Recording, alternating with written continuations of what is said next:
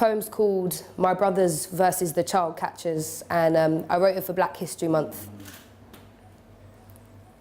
When I was 5 years old, our next door neighbours kidnapped me from Collision Street. The older boy told me I wanted a kiss, his hands smothering like hot honey, shrieks wrangled with throats like fists, my chubbiness attacking back with blunt hits, and I cried like when my first hamster died. They took my trainers, the ones that would flash when I walked. They made me hold a bag of frozen spinach till it anaesthetised my hands. And they said that if I held the spinach till it was pulpy, I'd never be able to draw chalk portraits of the calamari my nonna used to make in the potholes of Collision Street again. But if I let go of the spinach, I'd never leave number 99.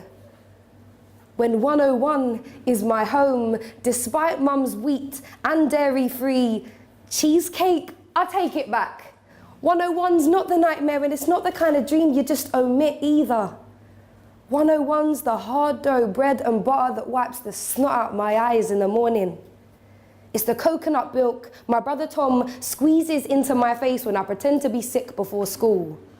It's the nose muffs my mum invented. But it had always been them and us. We had plant pots and compost bins outside our house. They had Sony satellite dishes the size of tractor wheels and defaced garden gnomes outside theirs. The boy had a car. The girl had a holiday playhouse mansion. Whilst Tom had a hand-me-down BMX and I had homemade Play-Doh. Our dad came home at 6 p.m. Their dad came home whenever. It had always been them and us. But they were always bigger. In 101, Tom was on the Mega Drive, Bison uppercutting louder than mum shouting, but then he heard something, like a phone vibrating. And it wasn't anything to do with vacuum cleaning or K.O. It was biting at the walls, like a baby crying. Oh, it's just a baby crying? 99 looked for scissors to cut my curly nigger hair. They laughed like the Joker and said the only reason I wasn't laughing was because I'm foreign and don't know any better. In 101, the speed bumps through Tom's gut refused to fade. So he pulled out the game cartridge like I always demanded he shouldn't. I was screaming through fingers against faces and suddenly, finally, drilled a howl through the terraces. Tom sprinted faster than his braces shone on the pavement of Collision Street. The wheels on my pink tricycle spun. He heard my grazed knees against the duct tape and turned to 99. He knew the history. It had always been them and us. When he walked through the door, I was biting the boy's shin pad off my head.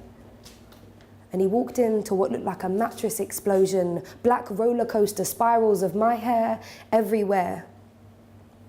He asked if he could have me back. 99 clambered off me. Tom hoisted me up and I clung to his acne-covered face.